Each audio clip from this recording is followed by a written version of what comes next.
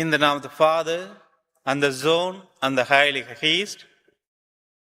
De genade van de Heer Jezus Christus, de liefde van God en de gemeenschap van de Heilige Geest zij met u allen. Van harte welkom in deze viering allemaal. Dit is de 18e zondag door het jaar.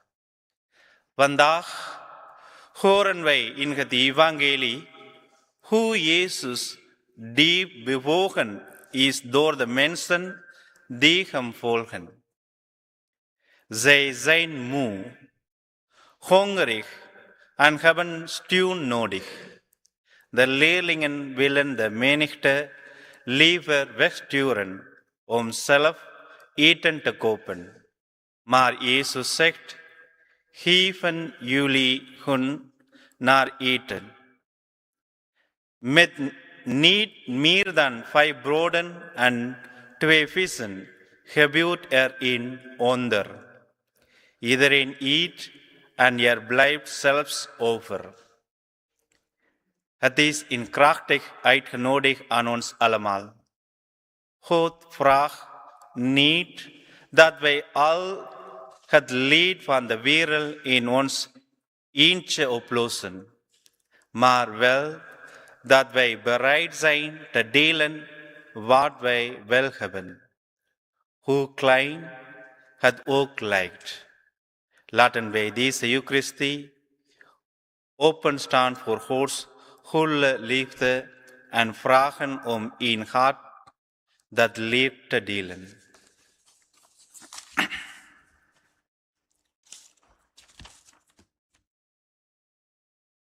Ik belijd voor de Almachtige God,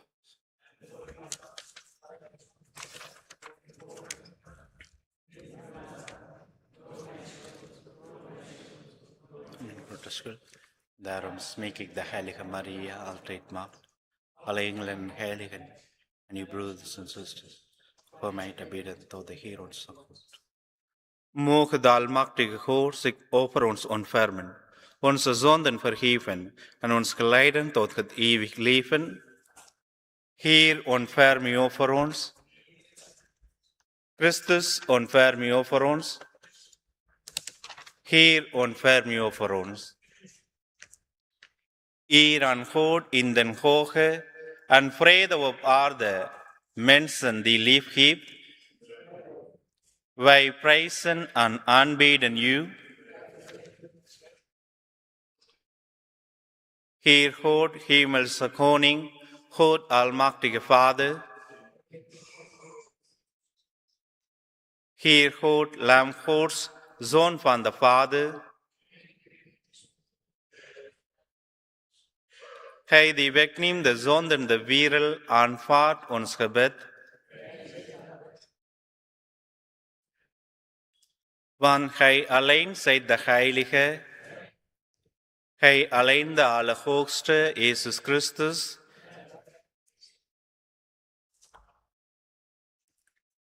Laat ons bidden. Heer onze God, behoeftigen schenkt Gij overvloed, en voor wie honger heeft, breidt Gij het brood. Leer ons de zin verstaan van de Eucharistie.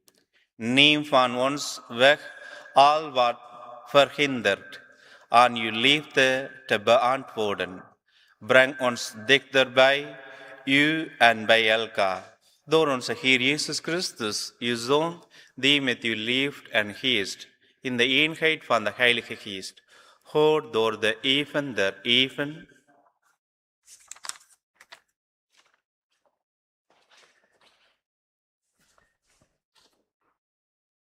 Eerste lezing uit Jesaja. Dit zegt de Heer: Komt naar het water, gij allen die dorst lijdt. Ook gij die geen geld hebt, kom toch. Komt kopen, eet zonder geld en zonder te betalen. Komt kopen wijn en melk. Wat geeft gij uw geld voor iets dat geen brood is? Wat geeft gij uw arbeid voor iets dat niet voedt? Luistert naar mij. Dan eet gij wat goed is. dan verzadigt gij u aan heerlijke spijs. Neigt uw oor en komt naar mij, en luistert, en gij zult leven. Een blijvend verbond ga ik sluiten met u, de trouwe gunst bewijzen aan David verleend. Tot zover deze lezing. Genadig en barmhartig is de Heer, geduldig en in liefde groot. Goed is de Heer voor al wat is, barmhartig is Hij voor al zijn werken. Bidden we samen, gij opent uw hand, Heer, en verzadigt ons. De ogen van allen zien naar u uit. Gij schenkt hun voedsel op de juiste tijd. Gij opent uw hand, vervult het verlangen van alles wat leeft. Gij opent uw hand, Heer, en verzadigt ons. Rechtvaardig is de Heer op al zijn wegen, barmhartig in al zijn werken. De Heer is nabij voor al wie tot hem roept, voor allen die oprecht tot hem roepen. Gij opent uw hand en verzadigt ons.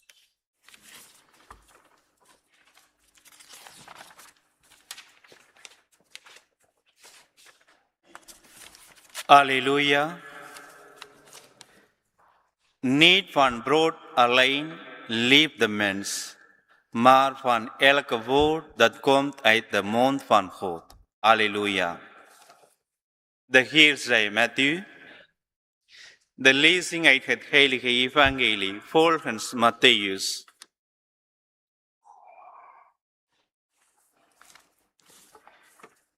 In die tijd, toen Jezus van de dood van de Johannes de Doper had gehoord, weeg hij vandaar in een boot uit naar de eenzame plaats om alleen te zijn.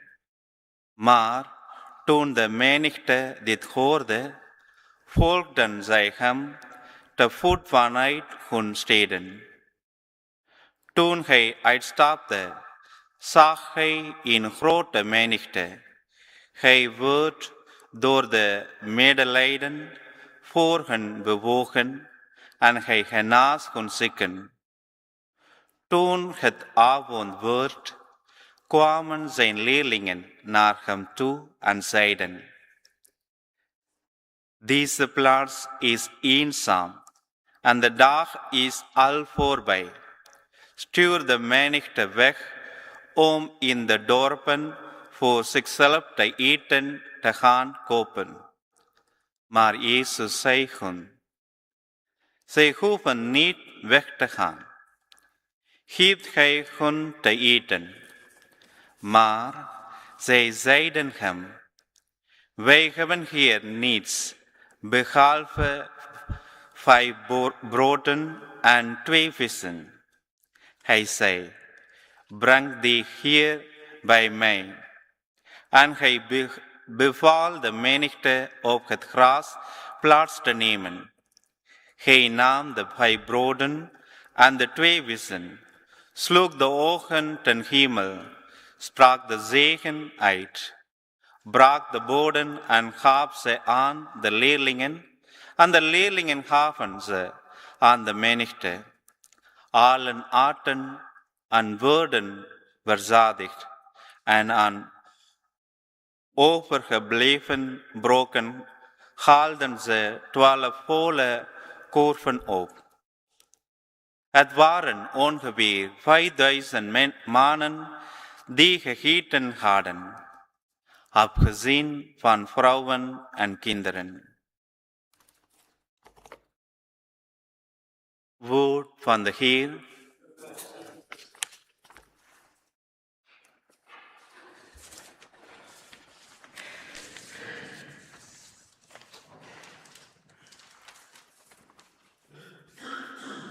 Beste broeders en zusters, het evangelie van vandaag laat ons een heel menselijke verhaal zien. Jezus is moe. Hij wil graag even rusten op een eenzame plek. Maar de mensen volgen hem. Zij hebben hem nodig. Jezus stuurt ze niet weg. Hij heeft mededeling met hen en helpt hen. Als het avond wordt, worden de leerlingen onrustig. Er zijn duizenden mensen en er is geen eten. De leerlingen denken heel nuchter. Zij zeggen tegen Jezus: stuur de mensen weg. Laat ze zelf maar eten kopen in de dorpen. Dat herkennen is zo goed. Dat herkennen wij allemaal. Soms lijken de problemen in de wereld simpelweg te groot. Denk aan het vluchtelingenvraagstuk. Denk aan armoede en honger.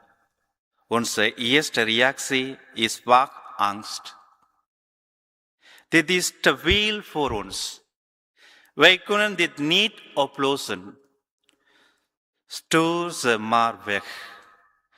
Wij schudden de problemen liefst van ons af. Maar Jezus geeft een heel verrassend antwoord. Hij zegt niet: hij hebt gelijk. Jezus zegt: geven jullie hen naar te eten. De leerlingen schrikken.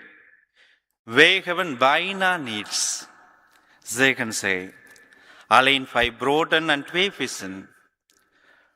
Toch neemt Jezus dat beetje dat er is. Hij dankt God, breekt het brood en geeft het aan de leerlingen.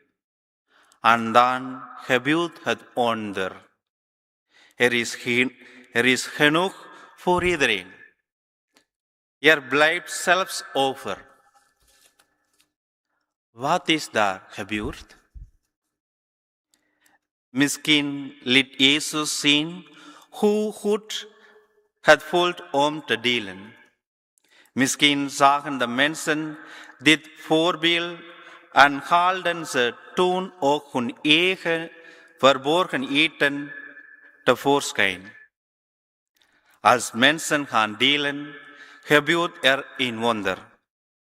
Dan is er ineens genoeg. Onze wereld heeft namelijk genoeg voedsel voor iedereen. God heeft de aarde rijk gezegend. Het probleem is niet dat er te weinig is. Het probleem is hoe wij het verdelen.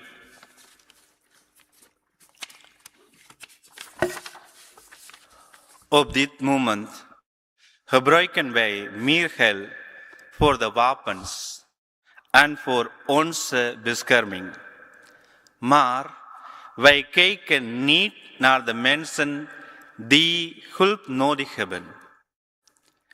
Rijke landen verbruiken heel veel voedsel voor hun eigen luxe, terwijl anderen honger lijden. Dat is niet eerlijk. Jezus vraagt ons om anders te kijken. Als christenen mogen wij ons niet zomaar neerleggen bij de harde wetten van de economie. Niemand mag van honger sterven. Natuurlijk kunnen wij niet in ons eentje alle problemen in de wereld oplossen. Wij kunnen niet alle asielzoekers opnemen. Wij kunnen niet alle honger uit de wereld bannen. Dat kon Jezus destijds ook niet. Maar Jezus laat ons zien wat Gods droom is. Gods droom begint klein. Hij vraagt niet om het onmogelijk. Hij vraagt alleen om te delen wat wij wel hebben. Een beetje van onze tijd. Een beetje van onze aandacht. Een beetje van ons geld. Wie waren er na die dag het meest gelukkig? Denkt u? De mensen die gegeten hadden? Of de leerlingen die mochten uitdelen? Geven maakt gelukkig. Laten wij daarom niet wegkijken als de nood groot is. Laten wij moedig zijn als wij durven delen wat wij hebben. Gebeuren er vandaag nog steeds wonderen. Dan is er genoeg voor iedereen. Amen.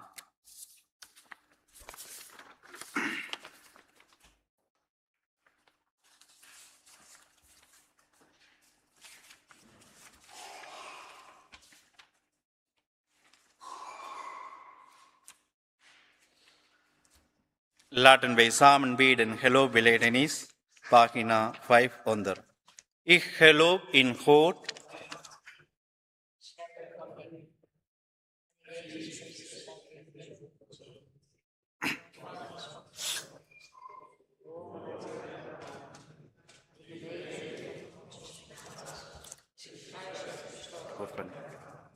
niedergedaald is ten helle, de derde dag verrijzen uit de doden. Die opgestegen is ten hemel, zit aan de rechterkant van God, de Almachtige Vader. Vandaar zal hij komen oordelen, de levenden en de doden. Ik geloof in de Heilige Geest, de Heilige Katholieke Kerk, gemeenschap van de Heiligen.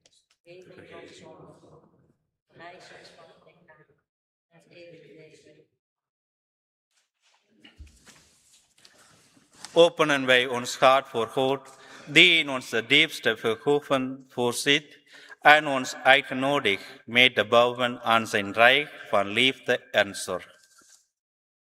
Bidden we voor de kerk wereldwijd, dat zij in de geest van het evangelie een plek mag zijn waar mensen op verhaal komen en waar de honger naar liefde, gerechtigheid en vrede wordt gestild. Laat ons bidden. Heer onze God, wij bidden u voor ons. Bidden we voor wereldleiders en bestuurders, dat zij zich laten raken door de nood van de armen en hongerigen op aarde.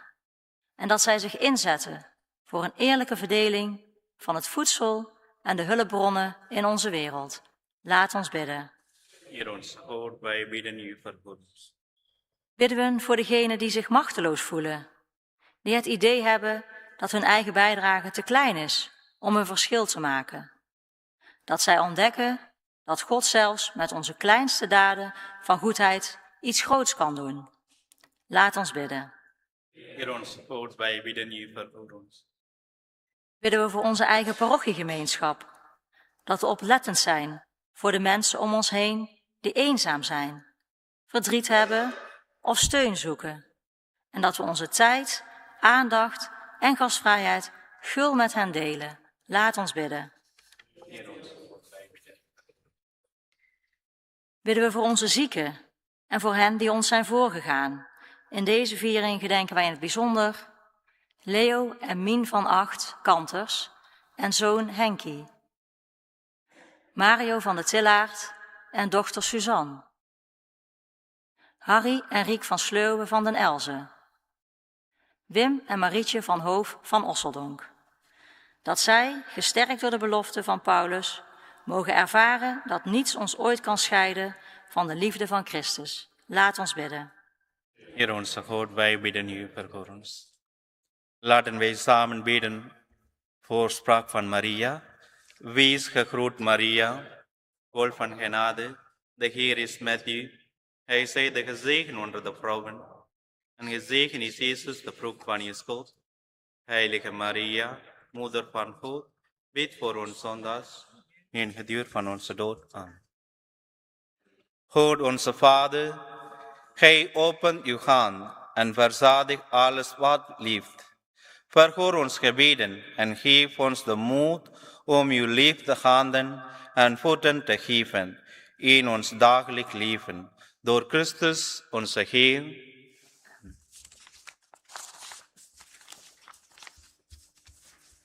Nu is het tijd voor altaar klaarmaken en collecte ontvangen voor onze kerkgemeenschap.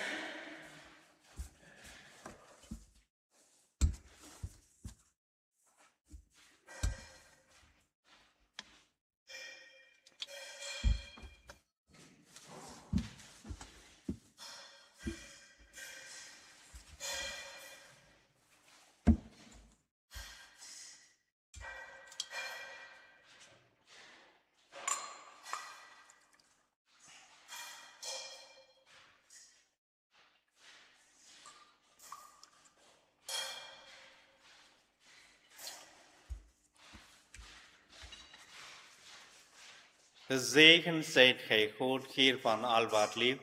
Uit uw milde hand hebben wij de brood ontvangen. Aan u dragen wij ook het werk van ons handen. Mag het brood van eeuwig leven. Gezegend zijt gij God, Heer van al wat leeft. Gezegend zijt gij God, Heer van al wat leeft. Uit uw milde hand hebben wij de beker ontvangen. Aan u dragen wij ook het werk van ons handen. Mag het bron van eeuwig leven. Gezegend zijt gij God, Heer van leven. Bid, brothers and sisters, dat mijn en uw offer aanvaard kan worden. Door God de Almachtige Vader.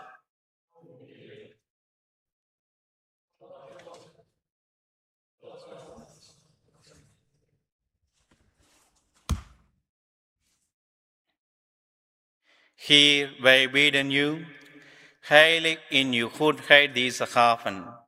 Aanvaard ze als een geestelijk offer. En maak ons tot een blijvende offergave voor u.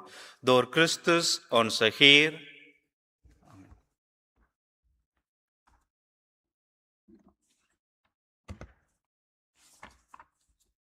De Heer zij met u. Vergebt uw hart. Brengen wij dank aan de Heer onze God. Heilige Vader, machtige eeuwige God, om recht te doen aan uw heerlijkheid, om heil en genezing te vinden, zullen wij u danken altijd en overal. Uw grootheid is niet te doorgronden. In uw goddelijke kracht zijt gij de zwakke mens te hulp gekomen. Uit onze eigen sterfelijkheid hebt gij het geneesmiddel ten leven genomen. En aan hen die verloren waren, hebt gij langs de weg van hun ondergang behoud en redding gebracht door Christus onze Heer. Door wie de engelen die eeuwig staan voor uw troon, u vol vreugde aanbidden, koning in majesteit. Laat nu ook onze stemmen meeklinken in dit koor. Wij smeken u, en dat ook ons hulde wordt gehoord, als u ter eer dit lied wordt aangegeven. Heilig,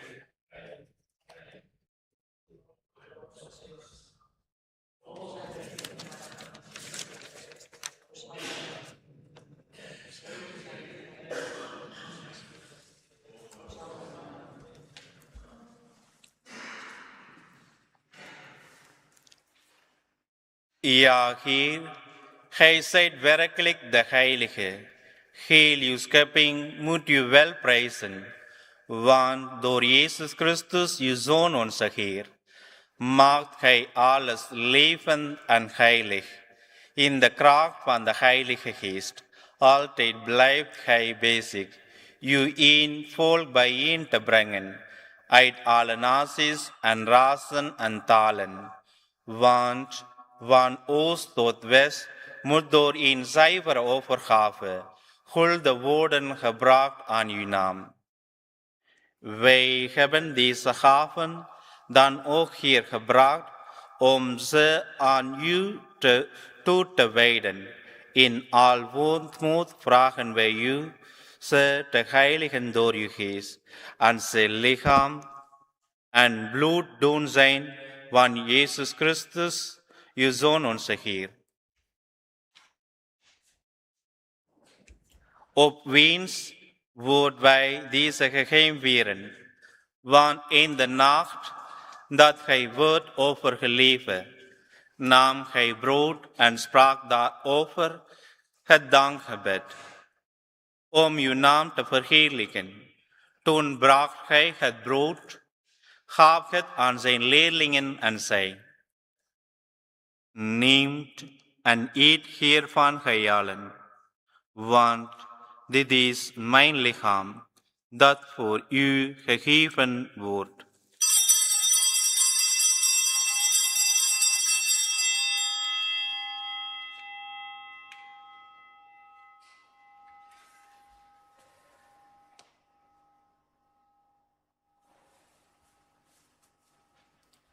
Zo nam hij ook na de maaltijd de beker en sprak een zegengebede om uw naam te verheerlijken.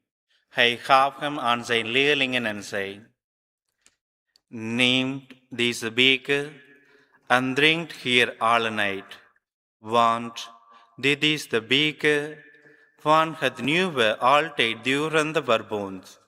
Dit is mijn bloed, dat voor u en alle mensen wordt vergoten, tot vergeving van de zonden. Blijf dit doen om mij te gedenken.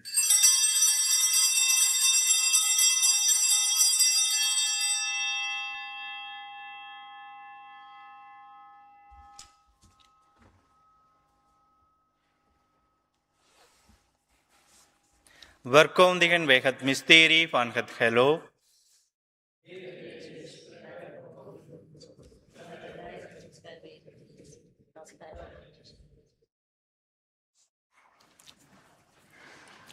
Daarom, Heer, gedenken wij het heilzaam lijden en sterven van uw Zoon, zijn glorievolle verrijzenis en zijn verheffing aan uw rechterhand. Zo staan wij vol verwachting open voor zijn wederkomst en bidden u vol dankbaarheid dit offer aan, zo levend en heilig. Wij vragen u, Heer, zie welwillend neer op het offer van uw kerk. Wil er uw Zoon in de herkennen, door wiens dood gij ons met u verzoend hebt. Geef dat wij mogen worden verkwijt. Door het nuttigen van zijn lichaam en bloed, vervult ons van zijn heilige geest, opdat men ons in Christus zal zien worden, tot één lichaam en één geest. Moge gij ons maken tot een blijvende overgave voor u.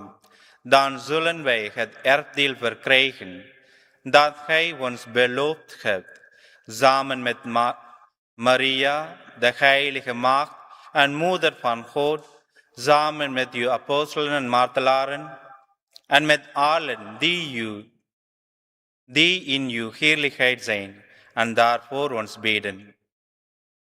Mogen de vrede in de wereld en het heil van alle mensen toenemen door dit offer van uw Zoon, dat ons in handen is gegeven, opdat wij met uw woorden verzoend, maakt uw volk onderweg hier op aarde, sterk in liefde en geloof. Samen met uw dienaar Leo, onze paus, en Gerardus, onze bisschop, met alle bisschoppen, de geestelijkheid en heel het gelovige volk dat gij u hebt verworven. Wij vragen u welwillend te staan tegenover de wensen van deze gemeenschap, die hier bij u is en waarvan gij de Vader zijt.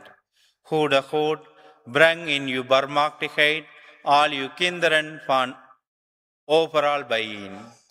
Laat onze overledenen broeders en zusters, ja, laat allen die u lief waren en die van hier zijn heen gegaan, genadig binnen in uw rijk. Ook wij zelf hopen dat eens te mogen zijn, om met hem samen voor altijd te mogen genieten van uw heerlijkheid, door Christus onze Heer.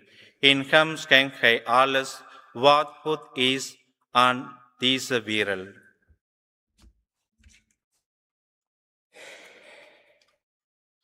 Door hem en met hem en in hem zal uw naam geprezen zijn, Heer onze God, almachtige Vader, in de eenheid van de Heilige Geest, Heer en nu en tot in eeuwigheid. Amen. Laten wij bidden tot God onze Vader. Laten wij samen bidden met de woorden die Jezus ons gegeven heeft. Onze Vader,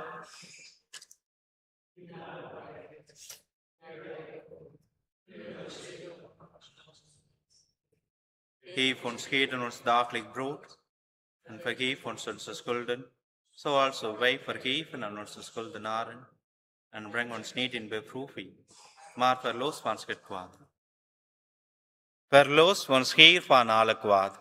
Geef vrede in ons dagen, dat wij gestuurd door uw barmhartigheid vrij mogen zijn van zonde en beveiligd tegen alle onrust, hoopvol wachten op de komst van Jezus, Messias, uw Zoon.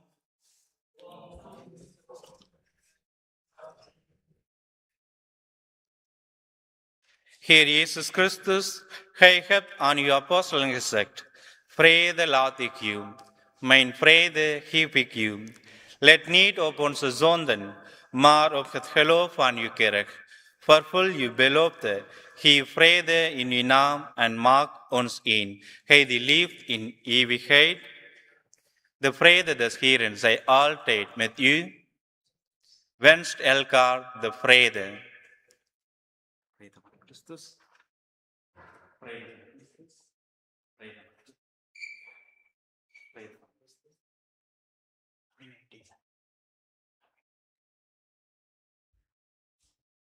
Lamgoors dat wegneemt de zonden der wereld.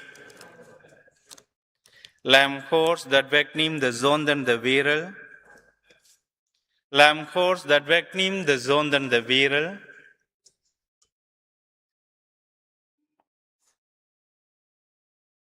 Zalig zij die genodigd zijn aan de maaltijd des Heeren. Zie het lamgoors dat wegneemt de zonden der wereld. Heer, ik ben niet waardig dat gij tot mij komt, maar spreek en u zal gezond worden. Het lichaam van Christus bewaart ons tot eeuwig leven. Amen. Het bloed van Christus bewaart tot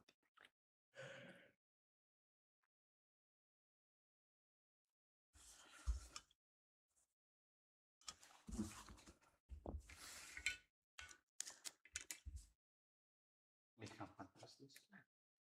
Lichaam van Christus. Lichaam van Christus. Oké.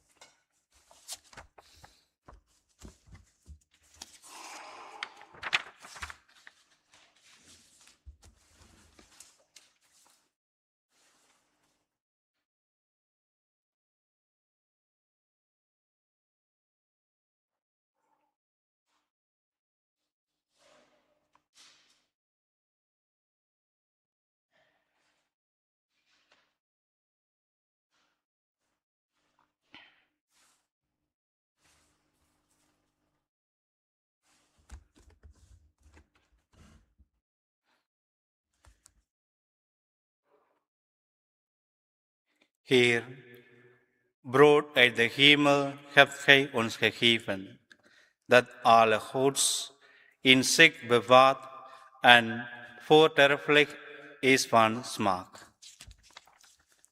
Laat ons bidden. Heer, blijf met uw zorg allen omringen, die gij door uw hemelse gaven vernieuwt. Wees ons altijd met uw hulp nabij en geef dat wij de eeuwige verlossing waardig worden door Christus onze Heer. Amen. Er is sommige mededeling.